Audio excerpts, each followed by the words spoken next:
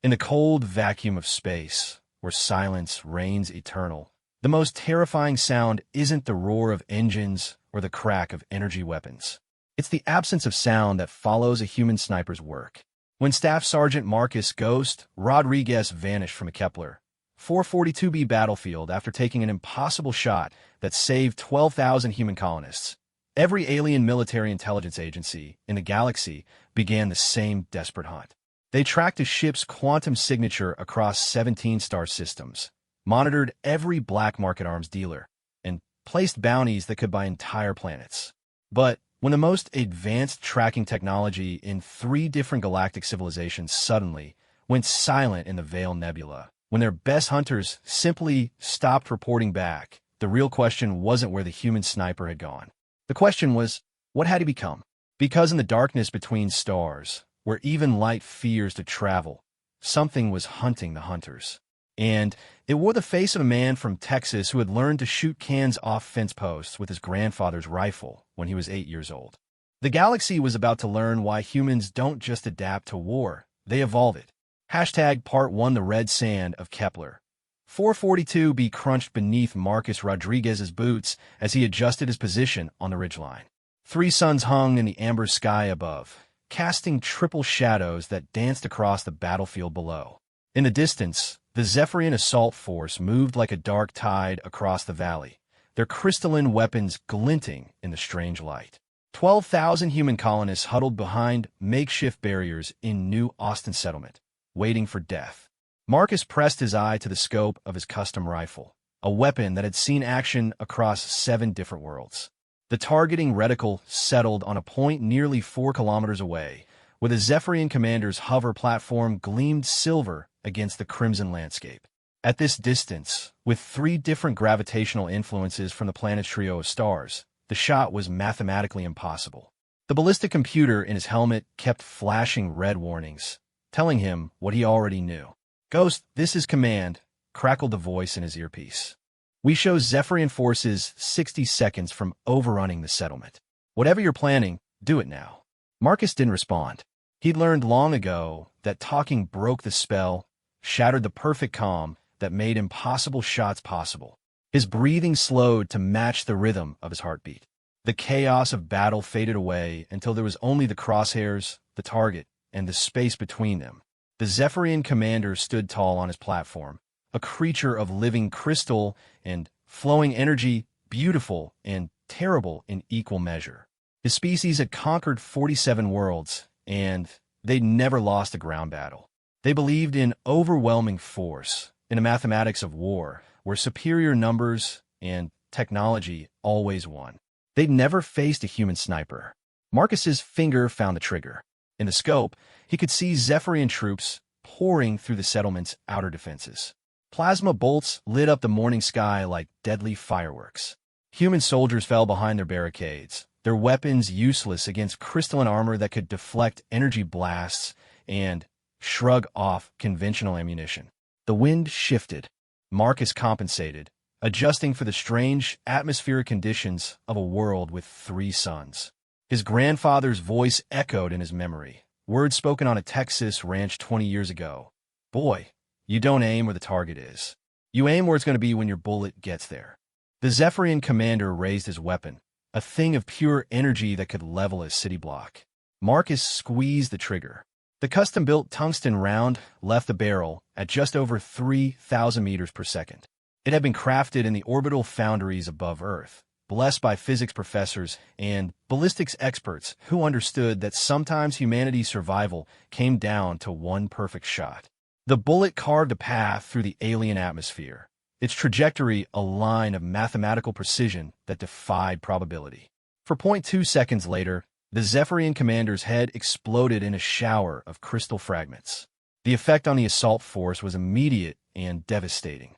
Zephyrians were a hierarchical species, bred for absolute obedience to their commanders. Without their leader's psychic guidance, the attacking force simply stopped. Thousands of crystal warriors stood motionless in the middle of their charge, their weapons powering down as confusion rippled through their ranks.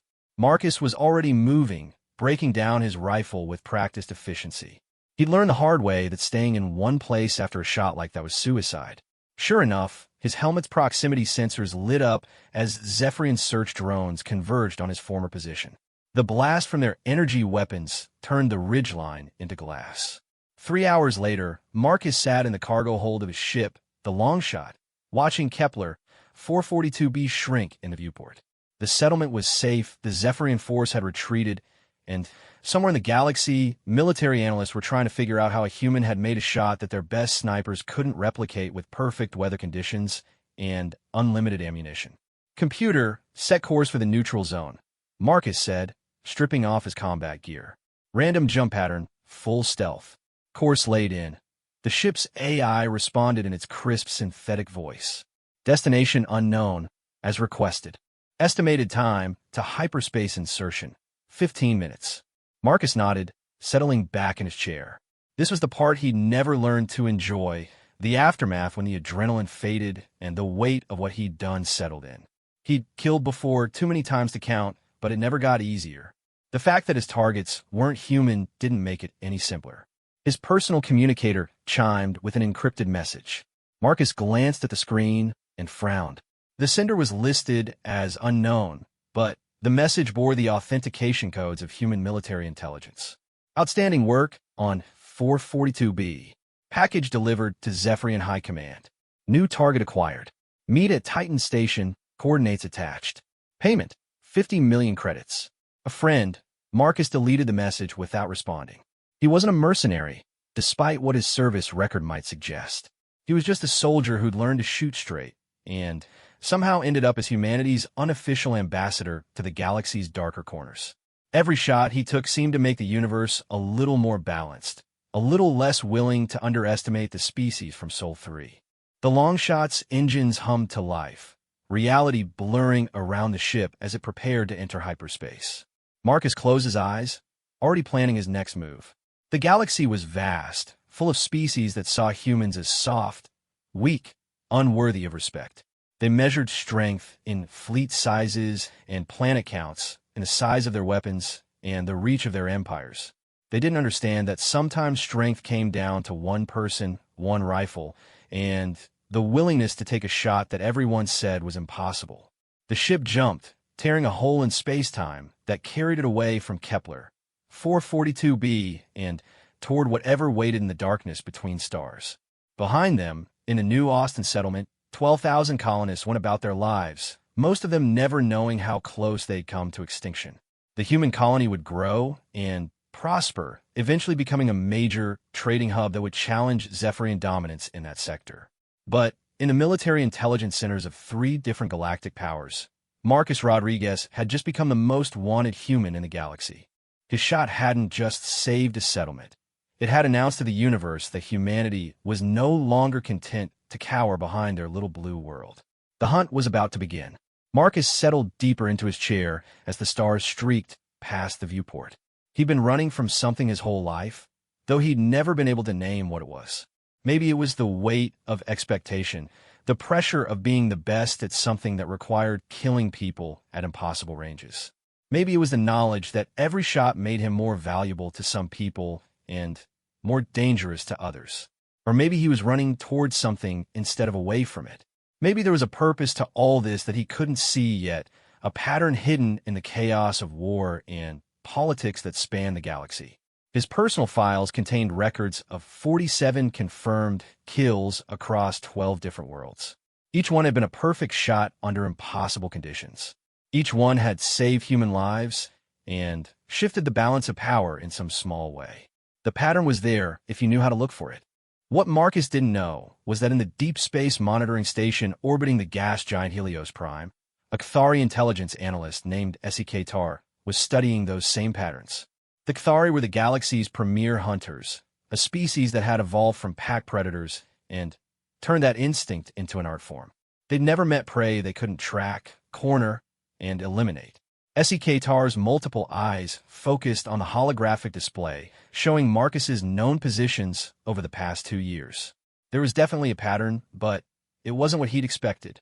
Most fugitives ran to safe zones, to places where they could hide or disappear. This human seemed to be running toward danger, always showing up where the fighting was thickest, where impossible shots needed to be made. Fascinating, HFY hissed in the sibilant Cathari language. The prey thinks it is the predator. He activated his communicator, sending an encrypted burst transmission to Cathari High Command. The message was simple: target acquired.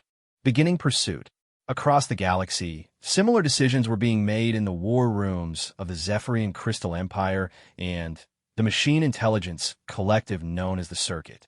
The human sniper had become more than just a soldier. He'd become a symbol of human defiance that needed to be eliminated before it inspired others. The greatest hunters in the galaxy were converging on a single target, each confident in their ability to succeed where others had failed. They had advanced technology, superior numbers, and thousands of years of experience in tracking dangerous prey across the void. What they didn't have was an understanding of what they were really hunting. Marcus Rodriguez wasn't just a sniper. He was the living embodiment of humanity's refusal to accept the limitations that others placed on them. He was proof that sometimes the impossible was just another word for hasn't been done yet. The chase would take them to the edge of known space and beyond, to places where the rules of physics and probability bent under the weight of human stubbornness. And, in the end, they would learn the hardest lesson the galaxy had to teach. Sometimes the prey is more dangerous than the predator. The long shot continued its journey through hyperspace, carrying its passenger toward a destiny that none of them could imagine. In the silence between stars, where only the brave or the foolish dare to travel, Marcus Rodriguez slept the sleep of someone who had done his duty and would do it again when called upon. Behind him, the greatest hunters in the galaxy began their pursuit, confident in their superiority and certain of their success. They would follow the quantum signature of a ship across dozens of star systems, piece together the pattern of his movements, and close the net around him with methodical precision. They had no way of knowing that they were about to become the hunted. Part 2, the Cathari hunting vessel Bloodseeker dropped out of hyperspace at the edge of the Procyon system with barely a whisper, its stealth systems rendering it nearly invisible to conventional sensors. HFY stood in the command center, his 6 eyes scanning the holographic displays that showed the quantum trail left by the human ship. The signature was faint but unmistakable, like a scent trail to his predator's instincts. Analysis complete, reported his second-in-command, a younger Cathari named Velnash. The target passed through this system approximately 72 hours ago. Course suggests he was heading for the asteroid fields near Procyon 7. HFY's mandibles clicked in satisfaction. Asteroid fields were classic hiding spots for smugglers and fugitives, places where sensor shadows and mineral interference could mask a ship's presence. The human was following predictable patterns, making the same mistakes that all prey eventually made when fear clouded their judgment. Set course for the asteroid field, HFY commanded. Deploy sensor drones along the perimeter. If the human is hiding there, we will flush him out. What HFY didn't know was that Marcus had indeed been in the Procyon system 3 days ago, but not to hide. He'd been hunting. The asteroid field contained a secret Zephyrian weapons depot, one of dozens scattered throughout the galaxy to support their expansion efforts. Intelligence reports suggested they were developing new plasma weapons that could punch through human shields and armor. Marcus had spent 18 hours in the cold vacuum between asteroids, waiting for the perfect moment to strike. When the depot's commanding officer had emerged to inspect a shipment of experimental ammunition, Marcus had been waiting 3 kilometers away, floating in the shadow of a nickel-iron asteroid. The shot had been even more difficult than the one on Kepler 442b, requiring him to calculate not just for gravity and atmospheric conditions, but for the complex gravitational interactions of hundreds of floating rocks. The depot had gone dark immediately after the commander's death, its automated systems locking down and sending distress signals across subspace. By the time Zephyrian reinforcements arrived, they found nothing but empty storage bays and a few scattered crystal fragments that had once been their commanding officer. Now Marcus was 48 hours away, following a lead that would take him to the edge of Zephyrian space. His contact on Titan Station had provided coordinates for a convoy carrying weapons shipments to 3 different war zones where humans were fighting for survival. The convoy would be heavily guarded, but intelligence suggested a single precise strike could disrupt supply lines for months. The Longshot cruised through hyperspace at maximum efficiency, its modified engines pushing the boundaries of what was considered safe for a ship its size. Marcus had spent years upgrading every system, turning his vessel into something that was part fighter, part reconnaissance platform, and part mobile sniper's nest. The ship's armor could deflect most energy weapons, its sensors could track targets across several light years, and its custom-built firing chamber could extend through the hull to provide a stable shooting platform in the vacuum of space. Marcus sat in his quarters, cleaning his rifle with the methodical precision of someone who understood that his life depended on mechanical perfection. The weapon was a masterpiece of human engineering, combining traditional ballistics with advanced materials science. The barrel was forged from molecularly aligned titanium steel composite. The scope incorporated quantum targeting algorithms that could predict target movement patterns, and the ammunition was crafted to specifications that pushed the limits of physics. His communicator chimed with an encrypted message from an unknown sender. Marcus hesitated before opening it. Too many people knew how to find him, and not all of them were friendly. "Mr. Rodriguez," the message began. "My name is Dr. Elena Vasquez, and I represent certain interests within human military research. We've been following your work with great interest. The shot you made on Kepler 442b has raised some important questions about the theoretical limits of long-range precision targeting. We would like to offer you an opportunity to push those limits even further. Coordinates attached. The universe is about to become a much more interesting place." Marcus deleted the message immediately, but something about it bothered him. The language was too formal, too scientific. Most of his contacts spoke in military jargon or criminal slang, not academic terminology. And the phrase theoretical limits suggested someone was thinking about his abilities in ways that went beyond simple military applications.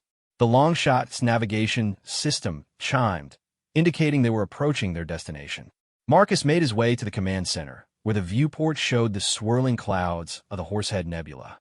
Somewhere in that cosmic storm, a Zephyrian convoy was making its way toward 3 different war zones, carrying enough firepower to tip the balance against human forces. "Computer, begin passive sensor sweep," Marcus ordered. "Look for quantum signatures consistent with Zephyrian heavy transport vessels." Acknowledged.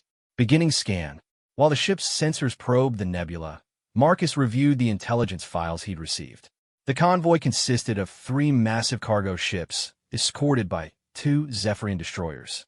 The cargo ships carried advanced plasma weapons, shield generators, and something called reality distortion warheads that could apparently bend space-time around their targets. The destroyers were Sunfire-class vessels, each capable of reducing a small moon to vapor. Under normal circumstances, attacking such a heavily defended target would be suicide. But Marcus had learned long ago that normal circumstances were just another limitation to overcome. The key was finding the right angle, the perfect moment when mathematics and opportunity aligned. The nebula's ionic storms would interfere with both his sensors and the enemy's, creating a maze of sensor shadows and false readings. If he could position himself correctly, he might be able to take out the convoy's commanding officer before they even knew he was there. "Contact," the computer announced. 5 Zephyrian vessels, bearing 27 Mark IV. Distance, 47,000 kilometers, and closing on our position. Marcus frowned. That was closer than they should have been able to detect him, even with the nebula's interference. His stealth systems were among the best in the galaxy, designed by engineers who understood that sometimes invisibility was more important than firepower. Computer analysis of their course and speed. Zephyrian vessels are not following standard convoy patterns. Their formation suggests active search protocols. Probability of accidental detection, less than 3%. Marcus felt ice form in his stomach. Somehow, they'd known he was coming.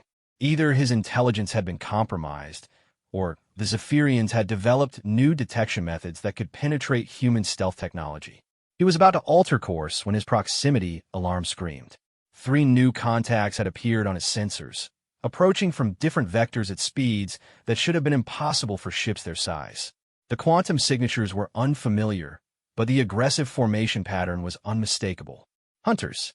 All contacts are altering course to intercept. The computer reported with mechanical calm. Time to weapons range, 14 minutes. Marcus's mind raced through his options. The nebula would provide some cover, but not enough to hide from 8 ships actively searching for him. His weapons were designed for precision strikes, not ship-to-ship combat. And his modified engines, while fast, couldn't outrun military pursuit vessels. He was trapped. But, as Marcus had learned during childhood spent hunting deer in the Texas Hill Country, sometimes the best strategy was to become the predator instead of the prey. Instead of running, he turned the long shot toward the nearest group of contacts and pushed the engines to maximum burn. Computer, prepare firing chamber. Load armor-piercing rounds. Warning, engaging multiple hostiles simultaneously is not recommended tactical doctrine. Since when do I follow recommended doctrine? Marcus muttered, strapping himself into the targeting chair. The firing chamber extended through the ship's hull, creating a sealed environment where Marcus could use his rifle in a vacuum of space. Through the advanced scope, he could see the approaching vessels growing larger against the nebula's glowing backdrop. The Zephyrian ships were elegant things, all curves and crystal edges that caught and reflected light in beautiful patterns. The unknown vessels were different, angular, predatory shapes that seemed designed for killing. Marcus selected his first target, the lead Zephyrian destroyer. At this range, with both ships moving at high speed, the shot was beyond difficult. It was entering the realm of the physically impossible, but impossible had become Marcus's specialty. He centered the crosshairs on the destroyer's command section, a crystalline structure that housed the ship's officers and primary systems. The targeting computer fed him data streams, relative velocity, gravitational influences from nearby stellar bodies, the nebula's ionic interference patterns. Marcus absorbed it all, feeling for the perfect moment when chaos would align into order. The moment came like a whisper. Marcus squeezed the trigger. The tungsten round left his rifle at maximum velocity, its trajectory a line of mathematical precision drawn across 47,000 kilometers of space. It punched through the destroyer's shields like they were made of paper, penetrated the crystal hull without slowing, and found the command center where the ship's captain was coordinating the search. The destroyer's lights went out as its command structure literally shattered from within. The massive ship began to drift, its engines faltering as automated systems tried to compensate for the sudden loss of command authority. But Marcus was already targeting the second destroyer, his rifle cycling a new round into the chamber. The remaining ships had seen their companion die and were now converging on his position with everything they had. Energy beams lit up the nebula around him, superheating gas clouds into brilliant plasma displays. The second shot was even more difficult than the first. The target ship was evading now, its captain having realized that conventional tactics were useless against whatever was hunting them. But evasion patterns were just another form of mathematics, and Marcus had spent years learning to predict the unpredictable. The round found its mark, and the second destroyer joined its companion in the growing graveyard of ships that had underestimated the human sniper. The unknown vessels were closer now, close enough for Marcus to see their angular hull designs and the weapons pods that bristled along their sides. These weren't Zephyrian ships. They were something else entirely, something that had been waiting for him in the nebula like spiders waiting for flies. Marcus's communicator crackled to life, broadcasting on an open channel that filled the bridge with alien voices. Impressive, human, came a sibilant voice that could only belong to a Kthari. You have eliminated 2 capital ships with a personal weapon. My species has never encountered such precision. Your reputation precedes you. Marcus Rodriguez, added another voice, this one carrying the mechanical undertones of a synthetic intelligence. We represent a consortium of interests that find your abilities fascinating. Marcus didn't respond. Instead, he began targeting the nearest of the unknown vessels, a sleek craft that looked like it had been designed by someone who understood that beauty and lethality weren't mutually exclusive. Through his scope, he could see movement through transparent sections of the hull, multiple species working together, hunting as a pack.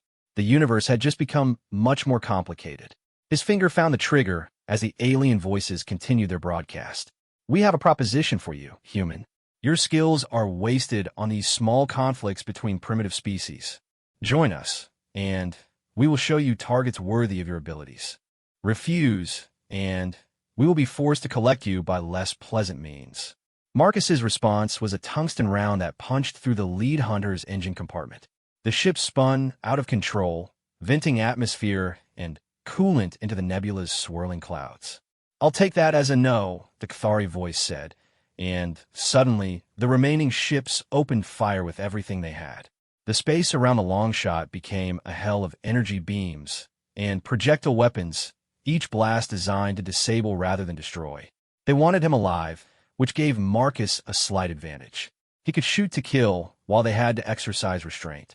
But restraint was relative when dealing with weapons that could level cities. The Longshot's shields flared as energy beams found their mark, and Marcus felt the ship shudder under impacts that would have vaporized smaller vessels. He was outnumbered, outgunned, and trapped in a nebula with some of the galaxy's most dangerous hunters. The smart thing to do would be to surrender, to accept whatever fate they had planned for him. Instead, Marcus smiled as he lined up another shot. His grandfather had always said that Rodriguez men were too stubborn to know when they were beaten. It was time to prove the old man right. The hunt had begun in earnest, and Marcus Rodriguez was about to show the galaxy what happened when you cornered a predator that had never learned to surrender. Part 3 The battle in the Horsehead Nebula lasted exactly 17 minutes and 34 seconds. When it ended, only one ship emerged from the swirling cosmic storm, its hull scarred by energy weapons, and its pilot forever changed by what he'd learned about himself in those desperate moments. Marcus Rodriguez had entered the nebula as a sniper, a soldier who happened to be very good at making impossible shots. He emerged as something else entirely, a force of nature that the galaxy's greatest hunters would learn to fear. The Longshot limped through hyperspace toward the coordinates Dr. Elena Vasquez had provided, its damaged engines straining against the fundamental forces that allowed faster-than-light travel. Marcus sat in his quarters, staring at the rifle that lay disassembled on his workbench. During the battle, something had changed. Not in the weapon itself, but in his relationship to it. He'd made shots that violated everything he understood about ballistics and physics. Rounds that had curved around gravitational fields, punched through shields that should have been impenetrable, and found targets that were mathematically impossible to hit. The alien hunters had thrown everything they had at him, and somehow he'd turned their superior numbers and technology into a disadvantage. The Cathari vessel had been the last to die, its captain broadcasting increasingly desperate threats as Marcus's shots systematically destroyed its weapons, engines, and life support systems. In the end, SCK-TAR had transmitted a single message before his ship's core went critical. "What are you?" Marcus wished he knew the answer.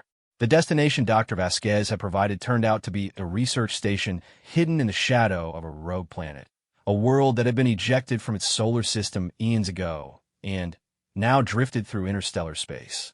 The station itself was a marvel of human engineering, a collection of interconnected modules that clung to the planet's surface like a metallic parasite. Longshot, you are cleared for docking at Base 7, came the crisp voice of flight control. Dr. Vasquez is waiting for you in Laboratory Complex Alpha. Marcus guided his damaged ship through the docking procedures, noting the heavy defensive emplacements that protected the station. Whatever research was being conducted here, someone considered it important enough to fortify against significant threats. Dr. Elena Vasquez turned out to be a woman in her 50s with silver hair and the kind of intense eyes that Marcus associated with people who spent too much time staring into microscopes. She met him at the airlock wearing a standard research uniform and an expression that suggested she knew secrets that could reshape the galaxy. "Mr. Rodriguez," she said, extending a hand. "Welcome to Research Station Prometheus. I trust your journey here was educational." Marcus shook her hand, noting the calluses that suggested she spent time with tools more sophisticated than data tablets. "Depends on what you consider education.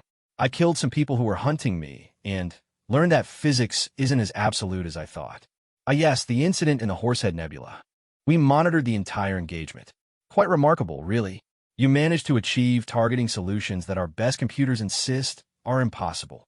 Which brings me to why you wanted to see me. Dr. Vasquez smiled, the expression equal parts professional interest and something that might have been excitement.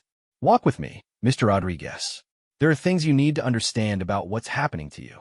She led him through corridors lined with laboratories where scientists worked on projects that defied easy categorization. Marcus glimpsed experiments involving quantum mechanics, consciousness transfer, and what appeared to be attempts to map the fundamental structure of reality itself. Tell me, Dr. Vasquez said as they walked, what do you know about human evolution? Probably less than I should. Evolution is typically thought of as a slow process, taking millions of years to produce significant changes. But under extreme pressure, with the right stimuli, evolution can accelerate dramatically. We call it quantum evolution, rapid changes at the cellular and neurological level in response to existential threats. They stopped before a massive viewport that looked out onto the rogue planet's surface. In the distance, Marcus could see other research installations, each one devoted to studies that pushed the boundaries of known science. What we've discovered, Dr. Vasquez continued, is that humans are experiencing quantum evolution in response to our contact with alien civilizations. Our brains are adapting, developing new capabilities that allow us to compete with species that have had millions of years to evolve for warfare and survival. Marcus felt a chill that had nothing to do with the station's air conditioning. You're saying I'm evolving? Not just you.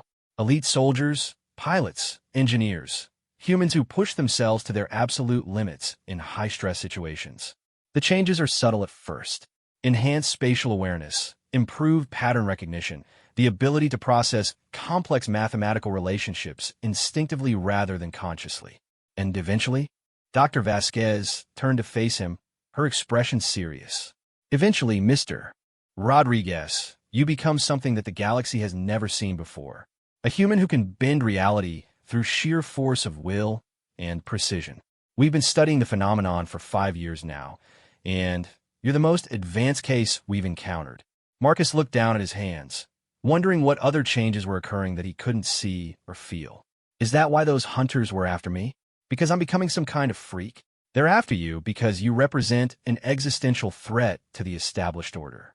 For millions of years, the galaxy has been dominated by species that evolved naturally to their current capabilities. Humans are artificially accelerating that process, developing abilities that should take eons to achieve. You're proof that humanity won't remain the junior partner in galactic civilization for long. A new voice interrupted their conversation, speaking from hidden speakers throughout the corridor. Dr. Vasquez, please report to Laboratory 7 immediately. We have a situation. The urgency in the voice sent both of them hurrying through the station's corridors.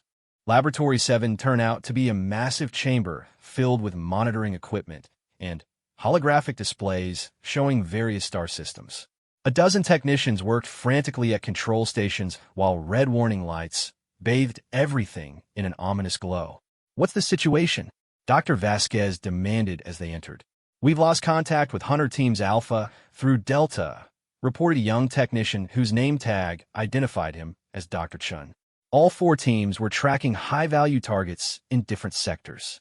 Their last transmissions indicated successful target acquisition, then nothing. Dr. Vasquez frowned. Define nothing. Complete radio silence. No emergency beacons, no distress calls, no quantum signature traces. It's like they simply ceased to exist. Marcus felt something cold settle in his stomach. What kind of targets were they tracking? Dr. Chun pulled up holographic files showing 4 different individuals.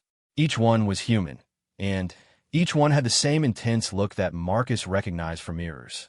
Enhanced humans like yourself. Soldiers, pilots, and specialists who've been showing signs of quantum evolution. Show me their last known positions, Marcus ordered. The hologram shifted to display a star map with 4 different systems highlighted in red. Marcus studied the positions, looking for patterns that might explain how 4 experienced hunter teams could simply vanish. There, he said, pointing to a region where the 4 systems formed a rough triangle. The Veil Nebula. It's right in the center of their search pattern. Dr. Vasquez nodded grimly. The Veil Nebula is largely unexplored. Long-range sensors can't penetrate the electromagnetic interference, and most species consider it too dangerous to investigate. But it would be the perfect place to hide, Marcus said, understanding beginning to dawn. Especially for someone who didn't want to be found by conventional means. Or someone who was hunting the hunters, Dr. Chun added quietly.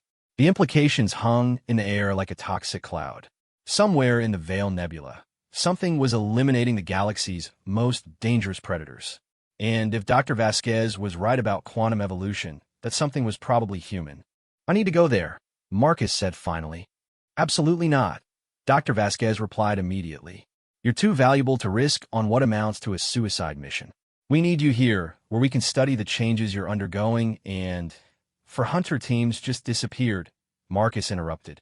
That's 48 of the galaxy's most dangerous killers, along with whatever poor bastards they were chasing. If there's something out there that can eliminate trained hunters without them even getting off a distress call, then hiding in a research station won't help anyone. Dr. Vasquez stared at him for a long moment, then sighed. You're right, of course.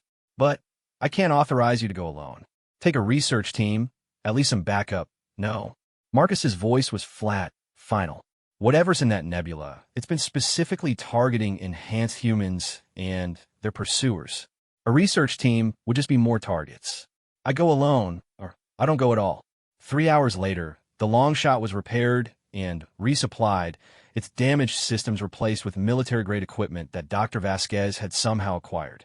Marcus stood in the docking bay, running final checks on his gear, while trying not to think about what he might find in the Veil Nebula. Mr. Rodriguez, Dr. Vasquez appeared beside him, carrying a sleek metal case. I have something that might help. She opened the case to reveal ammunition unlike anything Marcus had ever seen. The rounds seemed to absorb light, their surfaces rippling with patterns that hurt to look at directly. Quantum entangled tungsten, she explained. Each round is paired with a corresponding particle in our laboratory. In theory, they should maintain their targeting characteristics regardless of distance or interference. Marcus picked up one of the rounds, feeling a strange, tingling sensation in his fingertips. In theory, we've never tested them in combat conditions. You'll be our first field trial. Great. Experimental ammunition to go with my experimental evolution. Marcus loaded the rounds into his rifle's magazine, noting how they seemed to whisper against each other as they settled into place. Be careful out there, Dr. Vasquez said as he prepared to board his ship. And remember, if you find what we think you'll find, don't assume it's hostile. Enhanced humans aren't necessarily our enemies. Even ones who've been hunting and killing other enhanced humans. Especially those ones. Evolution doesn't just change our capabilities, Mr. Rodriguez. Sometimes it changes our perspective on what's necessary for survival. Marcus considered that as he guided the long shot away from the research station. The rogue planet fell behind them, a dark sphere silhouetted against the distant stars. Ahead lay the Veil Nebula, a region of space so dangerous that most civilizations had written it off as uninhabitable. As the ship entered hyperspace, Marcus found himself thinking about Dr. Vasquez's words. Evolution changing perspective. If humans were developing abilities that bent the rules of physics, what did that mean for their relationships with other species? What did it mean for their relationships with each other? The Veil Nebula loomed ahead in both space and time, a cosmic storm that might hold answers to questions Marcus was only beginning to understand. Somewhere in that electromagnetic maze, something was hunting the hunters with a precision that defied explanation.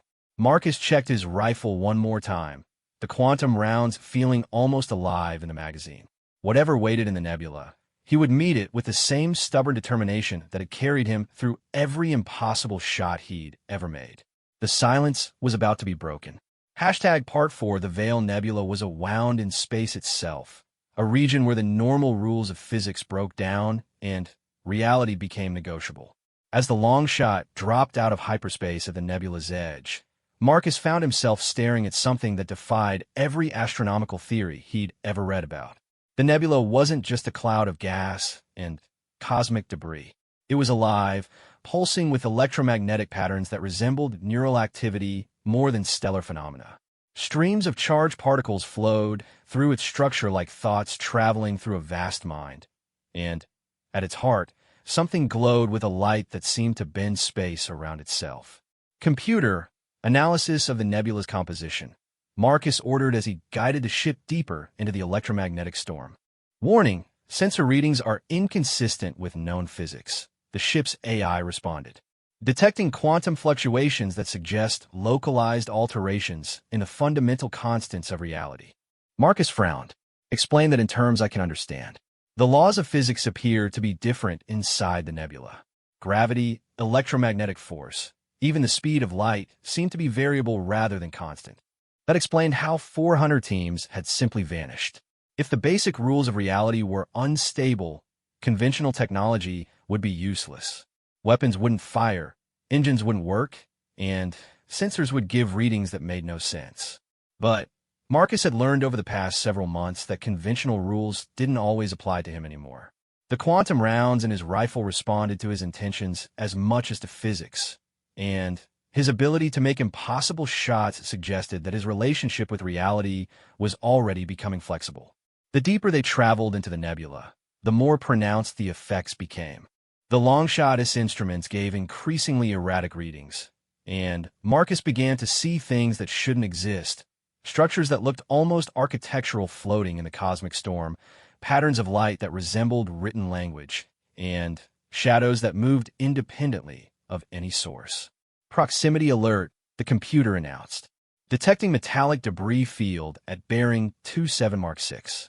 Marcus adjusted course toward the debris, hoping to find some clue about what had happened to the missing hunter teams. What he found was far worse than he'd expected. The debris field contained the remains of at least 6 different ships, their hulls twisted and torn in ways that suggested they'd been destroyed from within. Marcus recognized the angular design of Cathari vessels, the crystalline structure of Zephyrian cruisers, and the biomechanical curves of ships from species he couldn't identify. But what chilled him most was finding pieces of human ships among the wreckage, vessels that matched the design profiles of the missing hunter teams. Computer scanned for life signs. Negative. No biological activity detected. However, I am reading unusual quantum signatures from several wreck sites. Marcus selected the nearest wreck, a Cathari heavy cruiser that looked like it had been turned inside out by forces beyond conventional physics. As the long shot approached, he could see through gaps in the twisted hull to the ship's interior, where the crew's crystallized remains floated in perfect preservation. Quantum signature analysis complete, the computer reported. Each wreck shows evidence of localized reality distortion events. Cause unknown. Marcus was studying the tactical displays when his proximity alarm screamed. Something was approaching fast, moving through the nebula with impossible speed and precision. The signature was unlike anything in his databases. Not quite ship, not quite biological, but something that combined elements of both. Incoming transmission, the computer announced. Let me hear it. The voice that filled the bridge was human, but changed in ways that made Marcus's skin crawl. It carried harmonics that shouldn't be possible for vocal cords to produce, undertones that seemed to bypass his ears and speak directly to his brain. Marcus Rodriguez, the voice said, pronouncing his name like a musical phrase. The ghost of the Galactic Rim. I've been waiting for you. Who are you? Marcus demanded, his hand moving instinctively to his rifle. I was Sarah Chun, pilot of the U.S. Vengeance, until I learned what we really are, what we're becoming. Now I'm something more, something that the galaxy isn't ready to understand. The approaching contact resolved on his sensors as a ship that looked like it had been grown rather than built. Its hull rippled with organic curves that shifted and changed as he watched, and its energy signature fluctuated in patterns that reminded him of brain waves. You're the one who's been eliminating the hunters, Marcus said. I've been protecting our species from those who would capture or destroy us. The Cathari wanted to dissect me to understand how I could make shots that violated their understanding of physics. The Zephyrians planned to enslave me, to use my abilities as a weapon against other human colonies. The synthetic intelligences saw me as an anomaly to be corrected. Marcus studied the tactical display, noting how the other ship moved through the nebula's chaotic energy fields without any apparent difficulty. Whatever Sarah-chan had become, she was operating on principles that transcended conventional technology. So you kill them all? I showed them what happens when you hunt something that's evolved beyond your ability to comprehend. Each death was a precision strike, a demonstration that humans are no longer prey animals to be herded and controlled. The ship moved closer, and Marcus could see details that made no sense. The whole seemed to phase in and out of reality, existing in multiple dimensions simultaneously. Weapons ports opened and closed like breathing apertures, and what might have been sensor arrays tracked his position with predatory focus. Join me, Marcus. Together we can protect our evolving species from those who fear what we're becoming. The galaxy needs to learn that humanity is no longer willing to accept a subordinate role in galactic civilization. Marcus felt the temptation in her words. The constant running, the endless cycle of being hunted and fighting back, the knowledge that every shot he made painted a larger target on his back. All of it could end if he accepted her offer. But something in Sarah Chen's voice disturbed him. A coldness that suggested evolution had taken more than just her humanity. The precision with which she'd eliminated the hunter teams spoke to a mindset that saw other sentient beings as problems to be solved rather than lives to be preserved. What about the humans they were hunting? Marcus asked. The other enhanced individuals who were with those teams? A pause. When Sarah spoke again, her voice carried a note of something that might have been regret. Evolution requires sacrifice. The weak must be culled so the strong can survive. Those humans hadn't progressed far enough to be useful. They were still thinking like the old humanity, limited, constrained by outdated concepts of morality and cooperation. Marcus felt ice form in his stomach. You killed them too. I freed them from the burden of inadequate evolution. Their deaths served a purpose. They demonstrated to the galaxy that hunting enhanced humans carries a price that few are willing to pay. The ethical implications hit Marcus like a physical blow. Sarah Chun had become exactly what the galaxy's powers feared humanity might become. A predator so advanced that it saw other species as resources to be managed rather than equals to be respected. I can't join you, Marcus said quietly. That's unfortunate. Sarah's voice carried no emotion now, just the cold precision of someone stating facts. I had hoped you would understand. Your evolution is nearly as advanced as mine. Together we could have reshaped the galaxy's power structure in humanity's favor. By becoming the monsters they already think we are. By becoming what humanity needs to survive. The galaxy is a hostile place, Marcus. Species that don't adapt to that reality become extinct. Look what happened to the Alturians, the hegemony of suns, the crystalline collective, dozens of civilizations that thought cooperation and morality were more important than strength. Marcus was already moving, activating his ship's combat systems while trying to maintain the illusion of continued negotiation. Sarah's ship was vastly superior to his, but she was talking instead of shooting, which suggested she still hoped to convince him. Evolution without ethics isn't evolution, Marcus said, bringing his rifle to bear through the ship's firing chamber. It's just sophisticated savagery. Goodbye, Marcus Rodriguez. I'm sorry you couldn't see the bigger picture. Sarah's ship opened fire with weapons that operated on principles Marcus couldn't understand. Beams of force that twisted space around themselves. Projectiles that seemed to exist in several dimensions at once. Energy patterns that interacted with the nebula's chaotic fields to create localized reality storms. But Marcus had spent months learning to operate beyond conventional limitations. As Sarah's attacks warped the space around the longshot, he found his targeting instincts adapting to the changing conditions. His rifle scope showed impossible angles and trajectories that bent around gravitational anomalies and electromagnetic distortions.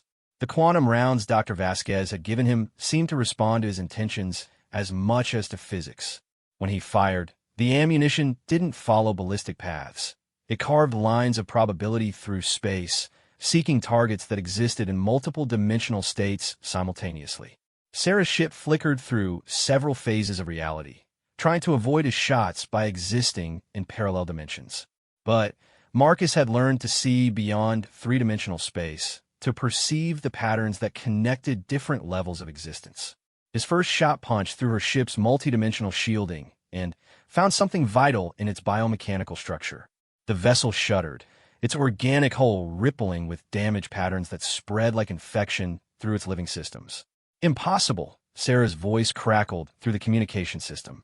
You can't have evolved that far that quickly. Marcus was already lining up his second shot, the rifle scope showing him target zones that existed in probability rather than physical space. Maybe I didn't evolve the same way you did. What do you mean? You evolved to become a perfect predator. I evolved to make perfect shots. Guess which one's more useful in a gunfight? The second quantum round found its mark, penetrating through layers of reality distortion to strike Sarah's ship's central nervous system. The biomechanical vessel convulsed, its weapons ports sealing themselves as autonomous systems struggled to compensate for massive damage. Sarah's ship began to drift, its exotic systems failing as the quantum rounds disrupted the delicate balance between biology and technology that kept it functional. Through the communication channel, Marcus could hear alarms and the hiss of atmosphere venting into space. You don't understand what you've done. Sarah's voice was weaker now, distorted by whatever changes she'd undergone. Without me to protect them, other enhanced humans will be hunted down and captured. The galaxy's powers will find ways to control or eliminate our entire species. Marcus felt a stab of uncertainty. Was he making a mistake? Was Sarah's brutal efficiency actually necessary for humanity's survival? Then he thought about the enhanced humans she'd killed. People who'd been trying to evolve and adapt, but hadn't been willing to sacrifice their basic humanity in the process.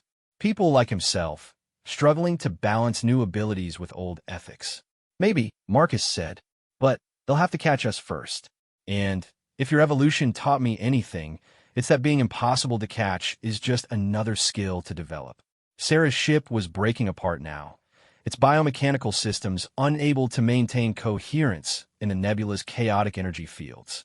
As Marcus watched, the vessel began to phase through multiple dimensions simultaneously, existing in several states of reality at once before finally dispersing into quantum fragments.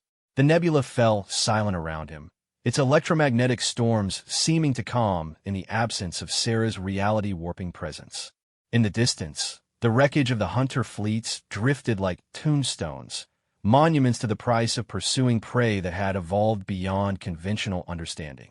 Marcus sat in his ship's firing chamber, staring at the rifle that had just killed another human being. The weapon felt different now, heavier somehow, as if it had absorbed some essential quality from the quantum rounds it had fired. His communicator chimed with an incoming transmission from Research Station Prometheus. Dr. Vasquez's voice filled the bridge, tight with concern. Marcus, we detected massive quantum disturbances from your position. What's your status? Mission accomplished, Marcus replied.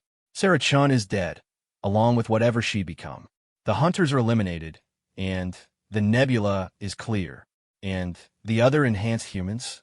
Marcus closed his eyes, remembering Sarah's words about culling the weak. There were no survivors to rescue, Doctor. We were too late.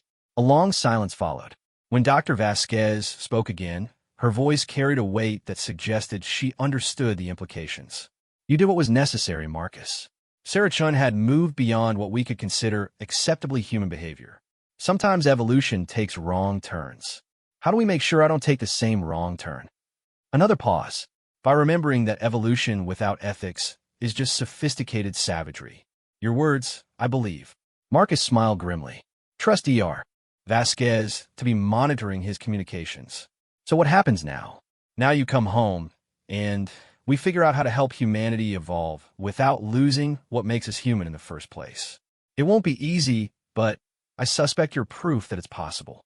As the long shot prepared to leave the Veil Nebula, Marcus took one last look at the cosmic storm that had nearly claimed him. The nebula's electromagnetic patterns seemed quieter now, more stable, as if removing Sarah Chin's presence had allowed natural forces to reassert themselves. He thought about the future that awaited humanity, a galaxy full of species that viewed them with suspicion and fear, powers that would stop at nothing to control or eliminate enhanced humans, and the constant challenge of evolving while maintaining their essential humanity. But, as Marcus had learned on a Texas ranch 20 years ago, the most difficult shots were often the most necessary ones. And if there was one thing humans excelled at, it was hitting targets that everyone else considered impossible. The hunt was far from over. But for the first time since leaving Kepler 442b, Marcus Rodriguez felt like he was the one doing the hunting. Part 5-6 months after the Veil Nebula incident, Marcus Rodriguez stood on the observation deck of the human battleship Defiance, watching 3 alien fleets converge on the Tau Ceti system. The Zephyrian Crystal Empire had finally decided that humanity's rapid evolution posed an unacceptable threat to galactic stability. The Cathari hunting syndicate wanted revenge for their lost ships and crews. The synthetic intelligence collective known as the Circuit had determined that enhanced humans represented a statistical anomaly that required correction. Together, they'd assembled the largest military force in recorded galactic history. Over 1,500 capital ships, 10,000 escort vessels, and enough firepower to reduce Earth's entire solar system to cosmic dust. Admiral Reese is requesting your presence in the Combat Information Center, announced Commander Torres, the Defiance's tactical officer. Her voice carried the professional calm that Marcus had learned to associate with people who were about to die, but refused to show fear. Marcus nodded, taking one last look at the alien armada through the reinforced viewport. Each ship represented centuries of technological advancement, evolutionary refinement, and military experience. Humanity had been in space for less than 200 years, and they'd been fighting galactic powers for less than a decade. By every rational calculation, the human fleet should have been obliterated before the battle even began. But Marcus had learned that rational calculations were just another limitation to overcome. The Combat Information Center was a cathedral of tactical displays and strategic projections, where Admiral Sarah Reese coordinated the defense of humanity's future. She was a small woman with steel-gray hair and eyes that had seen too many battles, but when she turned to greet Marcus, her expression carried something that might have been hope. "Mr. Rodriguez," she said, her voice cutting through the controlled chaos of pre-battle preparations. "Our long-range sensors show the alien fleets will be in weapons range in approximately 4 hours. Are your people ready?" Marcus glanced at the displays showing human fleet dispositions. 87 ships against 1,500, odds that would have been considered impossible 6 months ago. But the human vessels weren't conventional warships anymore. Each one carried enhanced personnel who'd undergone controlled quantum evolution under Dr. Vasquez's guidance. Crew members who could operate beyond the normal limitations of physics and probability. "The Ghost Protocol is active," Marcus confirmed. "All enhanced personnel are in position and ready for deployment." Admiral Reese nodded grimly. The Ghost Protocol was humanity's most classified military program, the result of everything they'd learned from studying enhanced individuals like Marcus and Sarah Chun. Instead of allowing evolution to proceed randomly, human scientists had developed ways to accelerate and direct the process, creating soldiers who could bend reality through focused will and precision. Marcus himself had become the template for a new kind of warfare, one that treated the laws of physics as suggestions rather than absolutes. His impossible shots had been studied, replicated, and refined into tactical doctrines that redefined what it meant to engage in combat between the stars. Intelligence reports suggest the aliens are expecting conventional ship-to-ship combat, Admiral Reese continued. "They've brought overwhelming force because they believe we'll fight like every other species they've encountered. And instead, we're going to fight like humans," Marcus said. "Exactly. Show them that evolution isn't just about superior technology. It's about superior adaptation." Marcus made his way to the Defiance's primary weapons array, where his custom rifle waited in a firing chamber that had been redesigned to accommodate quantum-enhanced targeting systems. The weapon itself had evolved along with its user, incorporating materials and technologies that existed at the intersection of science and what could only be called magic. Dr. Vasquez had called it reality-responsive technology, equipment that adapted to the user's enhanced consciousness rather than relying on fixed physical properties. The rifle scope could now see across multiple dimensions simultaneously. Its ammunition could alter its own ballistic properties in flight, and its targeting computer had learned to predict probability rather than calculate trajectory. "Computer, status report on Ghost Protocol deployment," Marcus ordered as he settled into the firing chamber. "All enhanced personnel are in position aboard their assigned vessels," the ship's AI responded. "Quantum entanglement networks are stable across the fleet. Enhanced targeting systems are online and synchronized."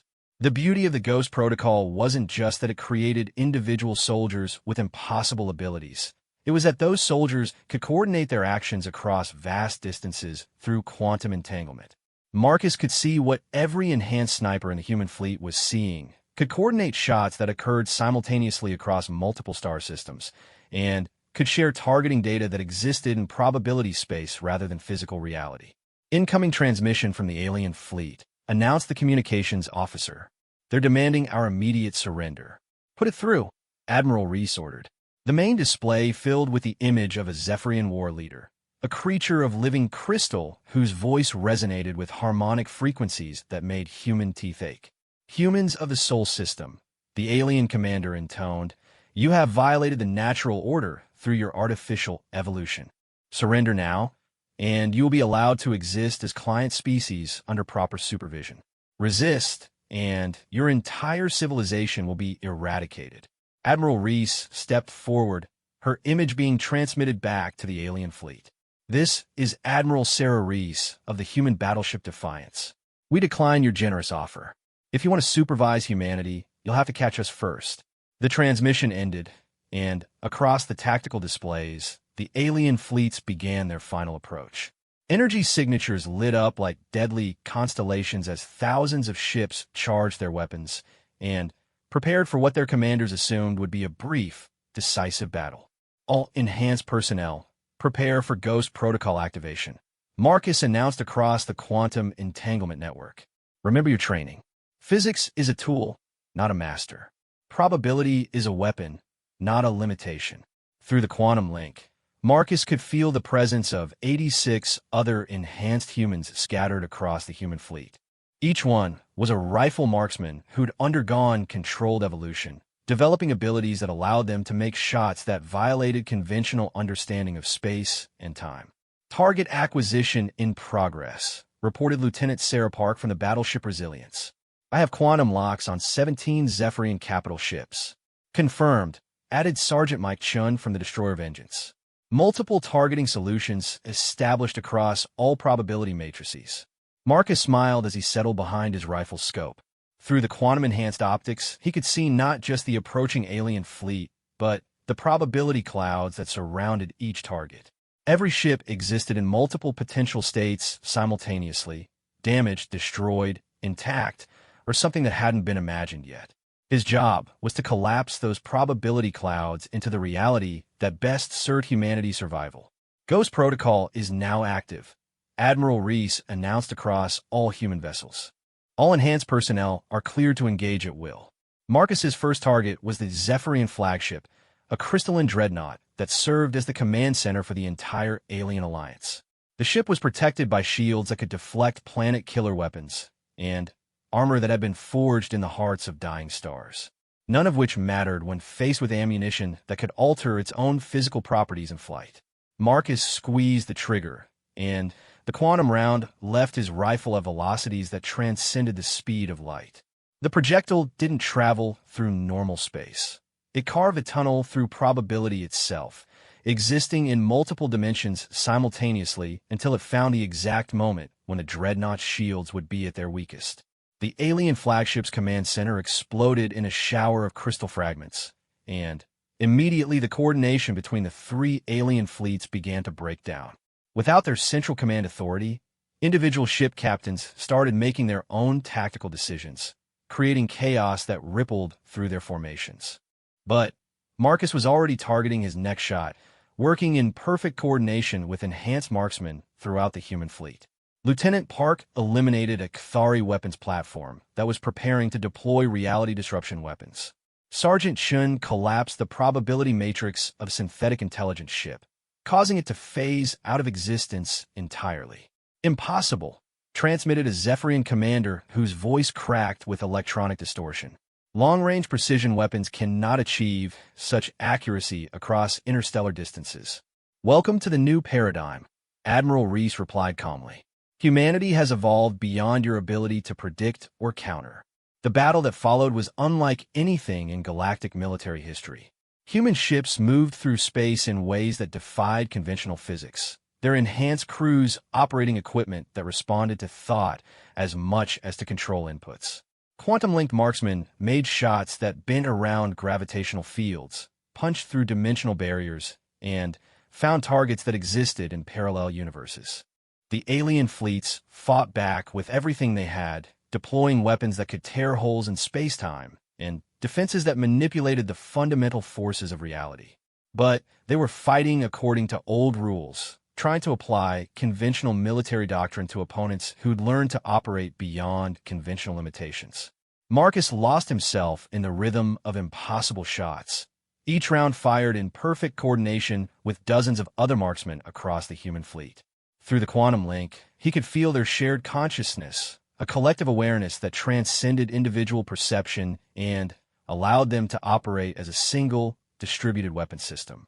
The Cathari heavy cruiser Bloodhunter died when Corporal Davis collapsed its probability matrix, causing the ship to experience every possible state of damage simultaneously. The synthetic intelligence dreadnought Logic Prime ceased to exist when Staff Sergeant Rodriguez, no relation to Marcus, fired a round that existed in negative space, creating a void that the enemy ship fell into and never emerged from. Alien fleet formations are breaking up, reported the tactical officer. They're trying to withdraw to beyond effective weapons range.